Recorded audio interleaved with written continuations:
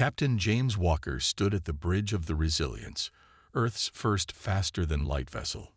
The year was 2157, and humanity had finally broken the light barrier after decades of work. Around him, the crew worked at their stations with focused energy. They were making history, the first humans to travel beyond their solar system. "Captain, we're approaching the coordinates," said Tom Reed, the ship's navigator. His eyes were fixed on the glowing screen in front of him. Walker nodded. "Slow to half speed. Let's not make a dramatic entrance." The Resilience dropped out of FTL travel smoothly. The view screen showed a massive space station ahead. It looked like a giant metal flower with petals spread wide.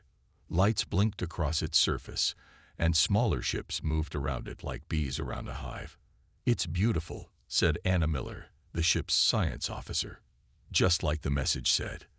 The central hub of the Galactic Council." Walker straightened his uniform. Humanity had received the message 3 years ago, a welcome to the galactic community and coordinates for this meeting. After confirming it wasn't a hoax, Earth's nations had worked together to speed up the FTL project. Now, they were here to introduce themselves properly. "Open a channel," Walker ordered. Before they could, the ship's communication system came to life. "Human vessel," a calm voice said. "You are cleared to dock at Bay 14. Follow the guide lights." Reed looked at Walker. "They knew we were coming." "Of course they did," Walker said with a small smile. "They've probably been watching us for years. Let's not keep them waiting." The Resilience followed a path of blue lights to a docking bay. With a gentle bump and hiss of airlocks, they were connected to the station. Walker led the first contact team. Miller, Reed, and Dr. Lisa Park, their diplomatic expert. They stepped through the airlock into a wide hallway. The air smelled clean but strange, with a hint of something like cinnamon. At the end of the hallway stood 3 figures. They were clearly not human. The one in the center was tall and thin with blue-gray skin and 4 arms. To its left stood a stocky creature with tough, bark-like skin. The third was almost human-looking except for its silver eyes and the ridge of small horns on its forehead. "Welcome," said the 4-armed being. "I am Director Trell of the Galactic Council. These are council members Brock and Nema." He pointed to the bark-skinned creature and the almost human one. "Captain James Walker of Earth," Walker said, stepping forward with an outstretched hand. "This is our first contact team." Trell looked at the offered hand, but didn't take it. Instead, he made a slight bow. "Please follow us to the council chamber. The others are waiting." The humans exchanged glances, but followed without comment. The council chamber was a large round room. A circular table dominated the center, with 12 seats around it. 9 were filled with aliens of different shapes and sizes. Trell and his companions took their seats, leaving the humans standing. "The council recognizes the human delegation from Earth," Trell announced. "We have observed your species for some time. You have finally achieved FTL travel, which qualifies you for first contact." Walker stepped forward. "On behalf of Earth, we're honored to meet you. We hope to learn from you and share what we know." A low murmur went around the table. Not all of it sounded friendly. "Learn from us," said a small bird-like alien with bright red feathers. "What could we possibly learn from you? Your civilization is barely out of its cradle." "Minister Vex," Trell said calmly, "let us be polite to our guests." Walker kept his face neutral. "Every species has something unique to offer. We've overcome many challenges to get here." "Yes," said Trell. "Your persistence is notable. But persistence alone does not earn a place at this table. The council has standards." Dr. Park stepped forward. "Perhaps you could share those standards. We're eager to work toward membership." Trell's 4 hands made a complex gesture. "Council membership requires proving your species has the stability and wisdom to join galactic society. Most species need centuries after achieving FTL travel." "Centuries," Reed whispered. "Some never qualify," added the bark-skinned alien named Brock. His voice sounded like grinding stones. Walker felt the weight of their judgment. These beings had been traveling the stars while humans were still figuring out agriculture. But he hadn't come all this way to be dismissed. "We understand we're newcomers," Walker said. "But humans adapt quickly. Give us a chance to prove ourselves." Director Trell tilted his head. "A chance? How interesting." He turned to the other council members. "The human wishes for a chance." More murmurs, then Nima, the horned humanoid, spoke. "Perhaps the Proxima Challenge." The council chamber grew quiet. Walker noticed several council members looked uncomfortable. "What is the Proxima Challenge?" Walker asked. Trell seemed pleased by the question. "Proxima Centauri b, a planet in your own backyard, so to speak. The council has determined it is uninhabitable by conventional standards. Deadly radiation, extreme temperature shifts, caustic atmosphere." "We know of it," Miller said. "Our probes have sent back data." "Then you know it's hostile to life as you understand it," Trell continued. "The challenge is simple. Establish a self-sustaining colony there within 5 Earth years. Succeed, and you earn council membership. Fail, and Earth surrenders all FTL technology and remains isolated for 100 years. The human team looked shocked. "That's not a fair challenge," Park said. "You've just said it's uninhabitable." "By conventional standards," Trell corrected. "If humans are as adaptable as you claim, perhaps you'll surprise us. Of course, you can decline. Return to Earth and spend the next few centuries developing at your own pace." Walker knew what that meant. Earth was overcrowded, its resources nearly depleted. They had pinned their hopes on joining the galactic community, finding new homes among the stars. A century of isolation would be devastating. "And if we accept this challenge and succeed?" Walker asked. "Full council membership," Trell said. "Access to all shared technology and trading rights. But no species has ever succeeded at the Proxima Challenge." Minister Vex laughed, a chirping sound. "The humans won't even try. They'll go home with their tails between their legs." Walker stepped forward, his decision made. "We accept the challenge." His team looked at him with surprise, but no one contradicted him. Trell's expression didn't change, but Walker thought he saw disappointment in those alien eyes. Had the director expected them to refuse? "Very well," Trell said. 1 Earth year to prepare, then 5 years to establish a viable colony. The council will observe your progress." As they left the chamber, Dr. Park pulled Walker aside. "Captain, do you realize what you've done? That planet could kill everyone we send there." Walker looked back at the council chamber doors. "They expect us to fail. They've already decided we're not worthy." He straightened his shoulders. "But they don't know humans very well, do they? We've been surviving against the odds since we climbed down from the trees." Reed nodded slowly. "Earth is counting on us." "Then let's not let Earth down," Walker said, his eyes fixed on the stars visible through a nearby viewport. "Let's show the council what humans can do when someone tells us something is impossible." The news of Captain Walker's agreement with the Galactic Council spread across Earth like wildfire. Some called him a hero, others called him a fool. But no one could deny that humanity's future now hung in the balance. 1 month after the Resilience returned to Earth, Walker stood in a large conference room at the United Earth Space Agency headquarters. The walls were covered with screens showing images of Proxima Centauri, a rust-colored world that looked as unwelcoming as the Council had claimed. "Ladies and gentlemen," Walker said to the group gathered around the table, "we have 11 months to prepare for the greatest challenge humanity has ever faced." The room was filled with 20 of Earth's brightest minds, scientists, engineers, and survival experts chosen from thousands of applicants. "The Council believes we will fail," Walker continued. "They think Proxima will kill us. And they might be right, unless we can find a way to adapt to conditions that have been deemed impossible." An older man with gray hair and tired eyes stood up. "I've reviewed the data from our probes and the information the Council provided. The radiation alone would kill an unprotected human in days. The temperature swings from boiling hot to freezing cold in the span of hours. The atmosphere is toxic. It's a death sentence. Thank you for that cheerful summary, Dr. Wilson, Walker said dryly. Now, does anyone have solutions instead of problems? A woman with short brown hair and intense green eyes raised her hand. I do. All eyes turned to her. Dr. Emma Richards, she introduced herself.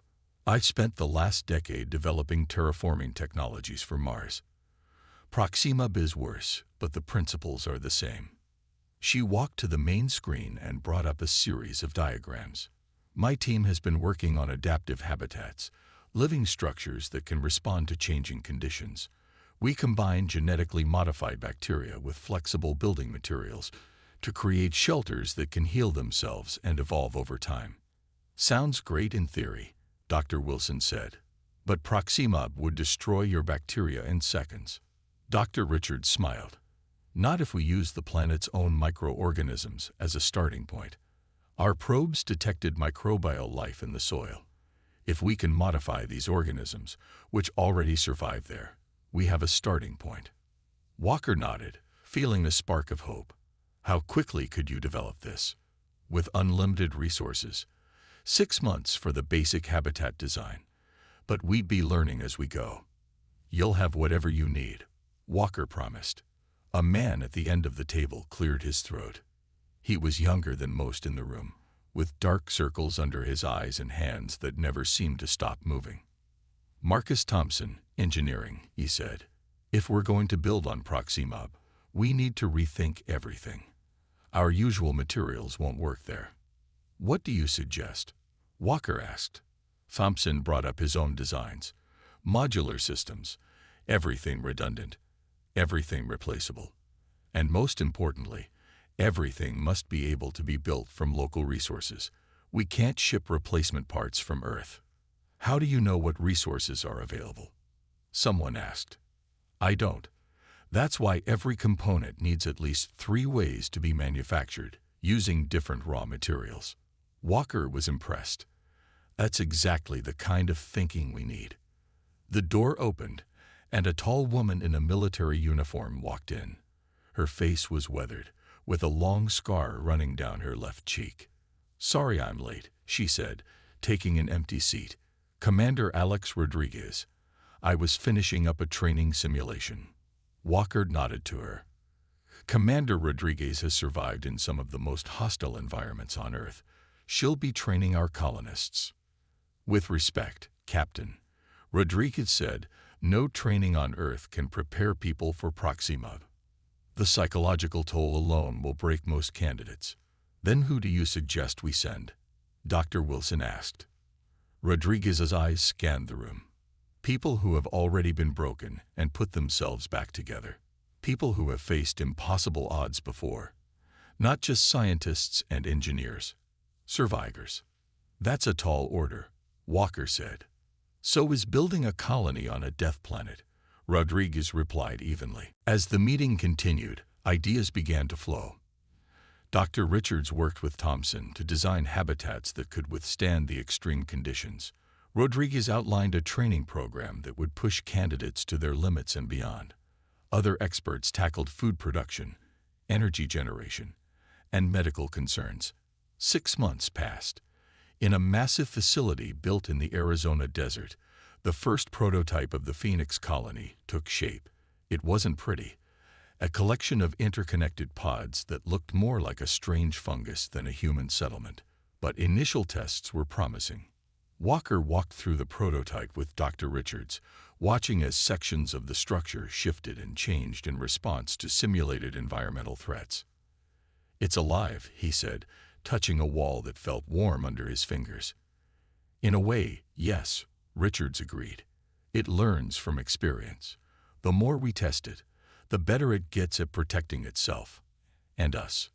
Will it be enough? Walker asked. Richards didn't answer immediately. Honestly, I don't know, but it's the best chance we have. In another section of the facility, Thompson was testing equipment designed to harvest and process Proxima's resources. His latest invention was a machine that could extract breathable oxygen from the planet's toxic atmosphere.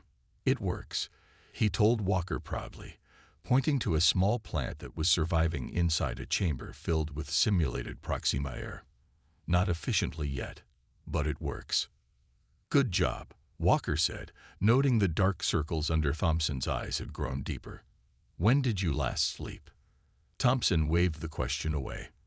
"I'll sleep when we've solved this puzzle, or when I'm dead, whichever comes first." Meanwhile, Commander Rodriguez was putting the first group of colonist candidates through hell. Her training program combined physical endurance, psychological resilience, and rapid problem-solving under pressure. "Again," she shouted as a team failed to erect an emergency shelter before the simulated acid rain began to fall. "On Proxima, you'd be dead now." "Again." Walker watched from an observation room. "She's tough on them." "She has to be," Dr. Park said, standing beside him. "The Council will be watching our every move, hoping we fail. We can't give them that satisfaction." As the one-year preparation deadline approached, the final plans took shape. 3 colony ships would carry 500 carefully selected colonists, along with the components for the Phoenix colony. Dr. Richards, Thompson, and Commander Rodriguez would lead the mission. The night before the launch, Walker visited the ships. The colonists were making their final preparations, saying goodbye to Earth possibly forever. "Are we ready?" Walker asked his team leaders. "As ready as we'll ever be," Richards said. "The tech will work," Thompson promised, "or I'll fix it there." Rodriguez simply nodded. "My people won't quit, no matter what that planet throws at us." Walker looked at them with pride. "The Council thinks humans are too primitive to survive out there. Too emotional, too unpredictable." He smiled. "Let's show them that being human isn't a weakness. It's our greatest strength." The next morning, as the colony ships prepared to depart, a message arrived from the Galactic Council. Director Trell's face appeared on the main screen. "Captain Walker," he said, "the Council will be observing your attempt with interest. I must say, your species' ability to march confidently toward failure is remarkable." Walker smiled at the screen. "Thank you for your concern, Director. We'll see you in 5 years, at our new home on Proxima Centauri V." The journey to Proxima Centauri took 3 months in the colony ships. During this time, the colonists continued their training and preparations. They studied maps of the planet's surface, ran simulations of different disaster scenarios, and fine-tuned their equipment. Dr. Emma Richards spent most of her time in the lab, working with samples of Proxima V's microorganisms that had been collected by earlier probes. Marcus Thompson made last-minute adjustments to his machines. Commander Rodriguez drilled the colonists daily, pushing them harder as they got closer to their destination. "We're entering the Proxima Centauri system," announced the pilot of the lead ship, Pioneer. The other 2 ships, Endurance and Discovery, followed close behind. The colonists gathered at viewing windows to see their new home for the first time with their own eyes. Proxima looked like an angry red and brown marble against the backdrop of space. "It doesn't look very welcoming," said Ben Foster, one of the younger colonists. "Neither did Earth's deserts or Antarctica," replied Rodriguez, standing beside him. "But humans live in both places now." As the ships approached the planet, their sensors began to sound alarms. "Increased solar activity detected," reported the science officer on the Pioneer. "A solar flare is heading our way." Richards rushed to the bridge. "How bad?" "Category 5. Much stronger than anything in our simulations." Thompson joined them, his face grim. "We need to land now or divert course away from the planet." "If we divert, we lose valuable time," Richards said. "And the next window for a safe landing might be weeks away." Rodriguez made the call. "We land now. All ships prepare for emergency descent procedures." The 3 ships turned toward the planet, accelerating to beat the incoming solar flare.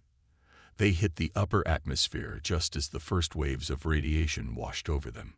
"Shields failing on engines 3 and 4, shouted a technician on the Endurance. Reroute power from non-essential systems, ordered Thompson over the comm. The Pioneer entered the atmosphere first, its hull glowing red-hot from the friction. The ship shook violently as it descended through layers of toxic clouds. "Landing site in view," said the pilot, fighting with the controls. "But these winds are pushing us off course." Richards looked at the readouts. "The air pressure is higher than our data suggested. It's affecting our descent." On the Discovery, things were even worse. A panel had come loose during the entry, exposing critical systems to the caustic atmosphere. "We're losing control," the captain reported. "Going to have to make an emergency landing 2 miles south of the primary site." Rodriguez gripped her seat as the Pioneer made its final approach. The landing was rough, more of a controlled crash than a proper touchdown. The ship skidded across the rocky ground before finally coming to a stop. For a moment, there was silence. Then Rodriguez's voice came over the comm. "Status report, all sections." The reports came in. 12 injured, 3 seriously. Most systems were damaged but functional. The Endurance had landed a mile away with similar results. But the Discovery was in trouble. It had come down hard in a rocky area, and its hull was breached in 2 places. The caustic air was seeping in. "Emergency teams to landing bay," Rodriguez ordered. "Full environmental suits. We need to reach the Discovery before we lose anyone." Outside, the world was even more hostile than they had expected. The sky was a dark reddish-orange, with clouds of toxic gas swirling above. The ground was rocky and barren, with strange crystal formations jutting up in places. The air was filled with particles that scratched at their suit visors. The rescue team loaded into rovers and set out across the rough terrain. When they reached the Discovery, they found chaos.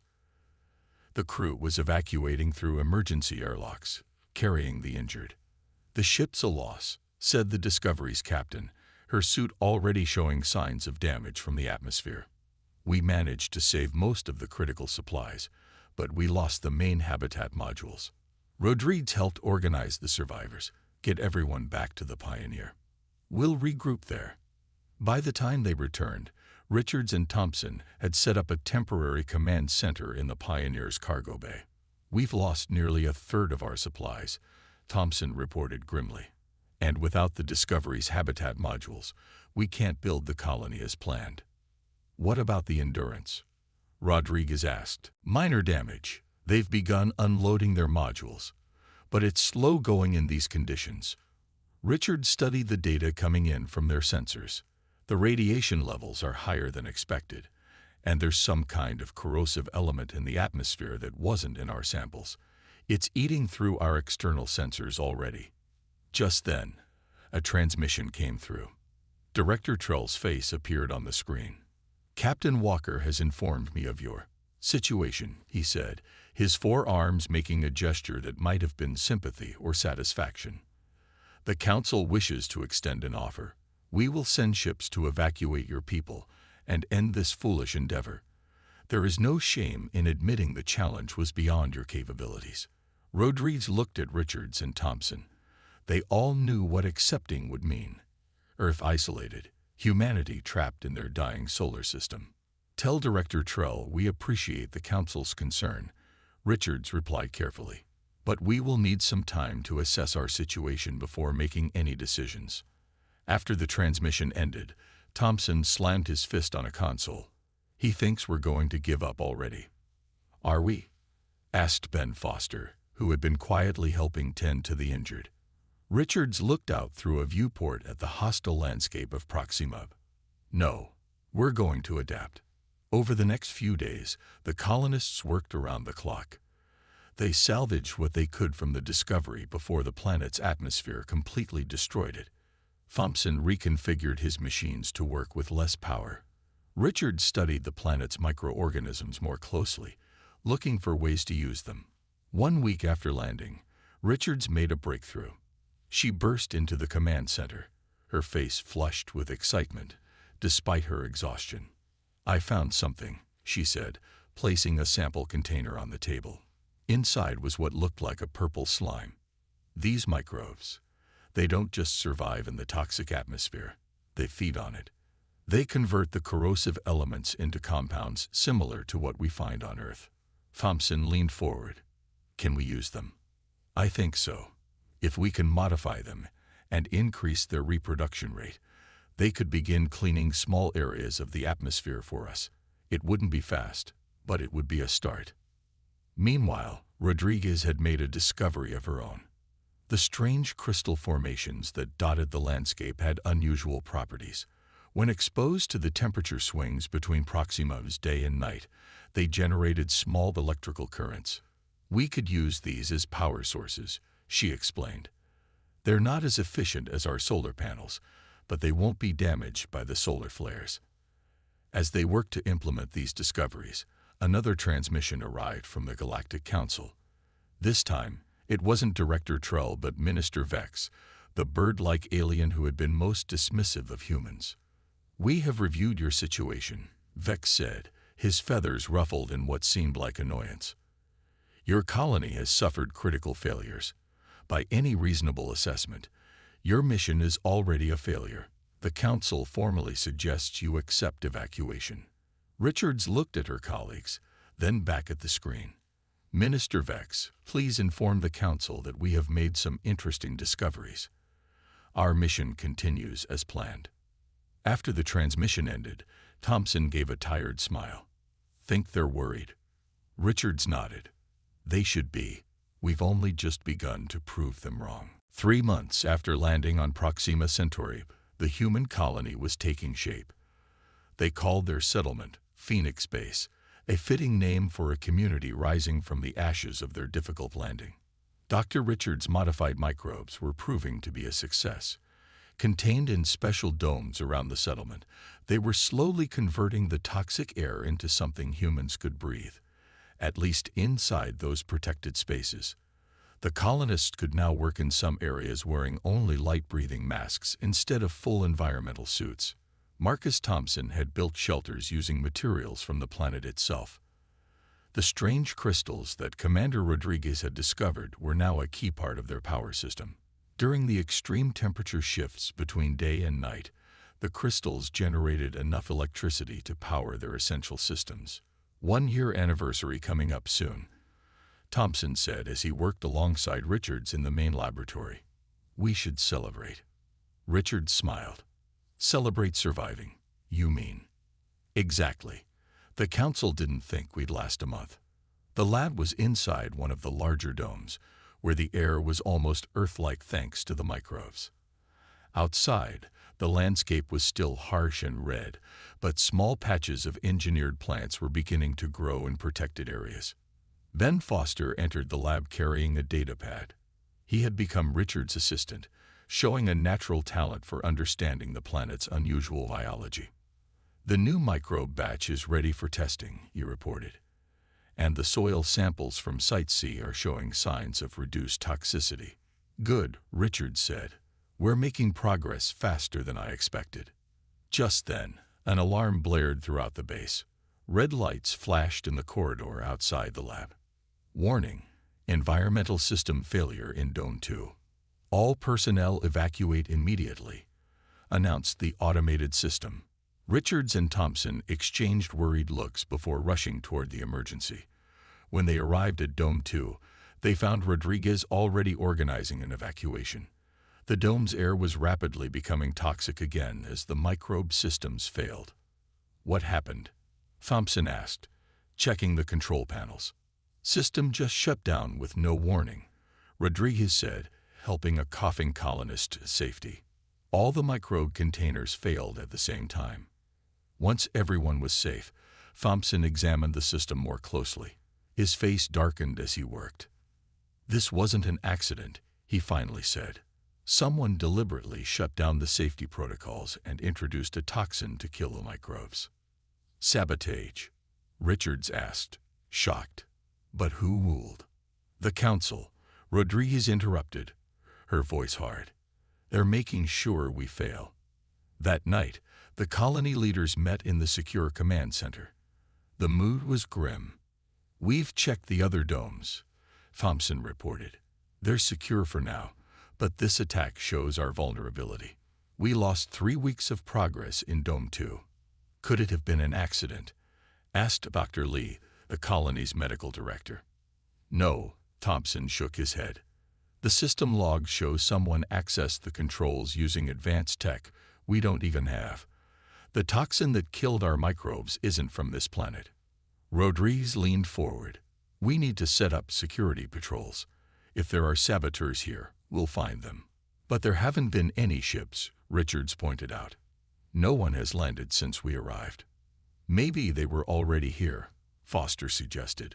Or maybe they have technology that can hide their ships from our sensors. The next day, Rodriguez organized security teams to patrol the perimeter of the settlement. Thompson installed new sensors and alarms on all critical systems. Richards backed up her research data and created hidden reserves of her modified microbes. For 2 weeks, nothing happened. Then one night, the farm dome lost power. All the lights went out, and the temperature control system failed. In the freezing cold of the Proxima night, most of their food crops died. Another attack, Rodriguez said as they surveyed the damage the next morning. They're targeting our survival basics, air and food. Thompson examined the power connection. They're getting smarter. This looks like an accident, a power coupling that failed naturally. But I designed these with triple redundancy. All 3 backups failing at once. Impossible. Richards looked at the dead plants. Months of work destroyed. We can start again, but we'll need to ration food until the new crops grow. Over the next month, more accidents happened. A water recycler exploded. A rover broke down miles from the base, stranding a survey team until they could be rescued. Critical medical supplies were found contaminated. After each incident, the colonists adapted. They built more backups, created new security measures, and found ways to work around the damage. But the constant sabotage was taking its toll. People were tired, resources were stretched thin, and morale was falling. During a rare quiet moment, Richards, Thompson, and Rodriguez met on a small hill overlooking the base. The sun was setting, turning the red landscape an even deeper crimson. We need to find the saboteurs, Thompson said. If this keeps up, they'll wear us down eventually. I've been thinking, Richards said slowly. What if we don't try to stop them? What if we let them think they're winning? Rodriguez looked at her sharply. Explain. We set up obvious targets, systems that look critical that aren't. When they attack those, we'll be watching. A trap, Thompson nodded, understanding. I like it. They put their plan into action. Thompson built what appeared to be a new main power generator. It was placed in an easily accessible location with minimal security. In reality, it was just a shell with tracking devices hidden inside. 3 nights later, their trap worked. The security cameras caught a shadowy figure approaching the fake generator. The figure moved oddly, too fluid to be human. When the alarm sounded, it fled, but not before Rodriguez's team could follow at a distance. The saboteur led them to a hidden ship, camouflaged among the crystal formations 2 miles from the base. Before they could capture it, the ship activated and vanished, using technology beyond human understanding. But they had gained valuable information. The ship's brief energy signature was recorded, and they found traces of unusual materials at the site. We need to report this to Earth, Rodriguez said. The Council is actively trying to make us fail. They sent a message to Captain Walker, including all their evidence. His reply came a week later. Message received. Evidence presented to Council. Director Trell denies involvement, but admits some factions may be acting independently. Continue mission. Earth is counting on you. Along with the message came a surprising package. New technology from Earth to help detect cloaked ships and protect their systems from sabotage. So the Council knows we know, Thompson said after reading the message. But they're not stopping the saboteurs. Of course not, Rodriguez said bitterly. They want us to fail, but they want to keep their hands clean. Richard studied the new technology from Earth. Let's use this to protect our most critical systems. But for everything else, I have a better idea. Her plan was bold. Instead of centralizing their critical resources, they would distribute them. Small, hidden gardens instead of one large farm dome. Multiple small power generators instead of a central plant. Redundant systems everywhere, but none appearing important. Make us too difficult to cripple with a single attack, Rodriguez nodded approvingly. And then feed false information about vulnerabilities, Thompson added, catching on. Let them waste time attacking decoys while we build the real colony they can't see. As they implemented this strategy, a transmission arrived from the council. Director Trill's face appeared on the screen, his 4 arms making a gesture of formal greeting. Humans of Proxima Colony, he said, the council observes that you have faced difficulties. Your persistence is noted, but perhaps misguided. There is no shame in recognizing when a challenge exceeds capability. Richard stepped forward to respond. Thank you for your concern, Director. But humans have a saying, what doesn't kill us makes us stronger. We're not just surviving here, we're learning how to thrive. After the transmission ended, Thompson grinned. Did you see his face? He's worried. Good, Rodriguez said. He should be. Because now we're not just building a colony, we're fighting back. 4 years and 7 months had passed since the humans first landed on Proxima Centauri V. The planet that had once seemed determined to kill them was now home to a thriving colony. Phoenix Base had grown beyond recognition. What started as a few survival domes was now a network of interconnected habitats spread across 5 square miles. Gardens flourished in specially designed chambers. The toxic atmosphere around the settlement had been noticeably transformed by Dr. Richard's microbes, which now reproduced naturally in the environment. In the main medical center, Dr. Lee was examining a young woman named Mia, who was 8 months pregnant. Everything looks normal, Dr. Lee said, smiling. The baby is healthy despite the higher radiation levels. This will be our first child born on Proxima. The council said it would be impossible, Maya replied, rubbing her belly. They said humans couldn't reproduce here because of the radiation. The council has been wrong about many things, Dr. Lee said. Across the settlement, Marcus Thompson was working on his latest invention, a machine that could process the caustic elements in Proxima's soil and turn them into building materials stronger than steel. Try it now, he called to his assistant. The machine hummed to life, taking in the reddish soil and producing smooth, dark blocks that cooled rapidly in the air. Perfect, Thompson said, examining one of the blocks. These will let us build bigger structures without waiting for supplies from Earth. Commander Rodriguez entered the workshop, her face serious as always but with a hint of pride in her eyes. Thompson, we've got visitors, she said. The Council's observation ship just entered orbit. They're sending down representatives for the final inspection. Thompson put down the block. Right on schedule. 5 years almost to the day. In the command center, Dr. Richards was preparing for the Council's visit. The large screen showed the alien ship in orbit, sleek, silver, and much larger than any human vessel. They're bringing the whole Council this time, she said to Ben Foster, who was now her chief assistant. Not just observers. Do you think they'll admit we've succeeded? Foster asked. Richards smiled. They'll have to. We've met every requirement they set.